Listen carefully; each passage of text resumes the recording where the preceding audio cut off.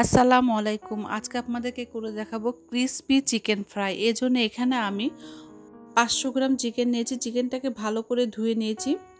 এখন দিয়ে দিলাম 1 চা চামচ মরিচের গুঁড়া, ধনিয়া গুঁড়া, পরিমাণ মতো লবণ, এলাচ দারচিনির গুঁড়া 1 চা চামচ, সয়া সস পরিমাণ মতো দিলাম, আদা রসুন জিরা বাটা দিলাম 1 চা চামচ, 2 টেবিল চামচ ময়দা, 2 টেবিল চামচ কর্নফ্লাওয়ার, 1 চা চামচ টমেটো কেচাপ, 1 চা চামচ গুঁড়া দুধ, একটা লেবু একটা ফাঁক করে চিপে দিলাম, আর দিয়ে দিলাম একটা গোটা ডিম, দিয়ে দিলাম মাংসের মশলা, চিকেন মশলা, আর মাংসগুলোকে ম্যারিনেট করে আমি আধা ঘন্টা রেখে দেবো। এরপর একটি ফ্রাই প্যানে তেল গরম হয়ে আসলে আমি চিকেন ফ্রাইগুলোকে এভাবে করে ভেজে নেব।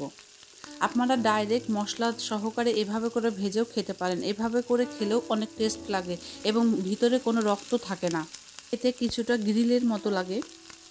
আমি আজকে 2 ধরনেরই চিকেন ফ্রাই আপনাদেরকে করে দেখাবো। উঠিয়ে নিলাম, এবার পরিবেশন করব একটি প্লেটে। এই তো গরম ভাতের সাথে চিকেন ফ্রাই খেতে কী যে ভালো লাগবে। এরপর আপনাদেরকে আমি দেখাচ্ছি ওই চিকেন ফ্রাইটাকে ময়দার সাথে কোট করলে চিকেন মাংসের গাটা পুড়ে যায় না, ভিতরটা অনেক ক্রিস্পি হয় এবং সফট হয়। কিন্তু মাঝে মাঝে এই চিকেন ফ্রাইয়ের ভিতরটা অনেক রক্ত দেখা যায়।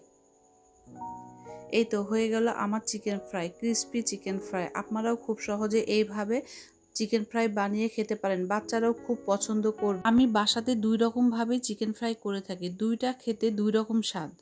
এজন্য যেটা আপনাদের ভালো লাগে আপনারা সেটা করে খেতে পারেন, সবাই খুবই পছন্দ করবে। আজকে এ পর্যন্ত, আল্লাহ হাফেজ।